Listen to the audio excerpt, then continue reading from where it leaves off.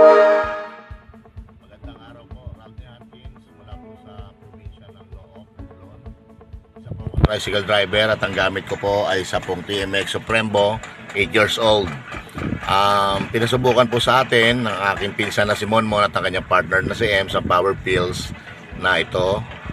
At sabi nila, akin daw po subukan kung ano po ang kaibahan na mangyayari. Well, sinubukan ko po siya after po ng 1 month, 4 na full tank at saka 2 pills po. Ang napansin ko po is sa umaga po, hindi na po siya hirap sa pag-engine start para painitin ko po yung makina. Dati ho, nakakalimang sipa ako, ngayon 1, 2 na lang. And then sa fuel consumption naman po, tumipid ho siya dahil ho, napansin ko po kapag naarkila po ako ng kabilang bayan, 25 kilometers po yun ang ginagastos ko po nun, balikan is 200 to 250, depende ho yun sa karga ng tao. Nung ginagamit ko na po yung Power Pills, 150 na lang po to 180 ang nagagastos ko sa gasolina.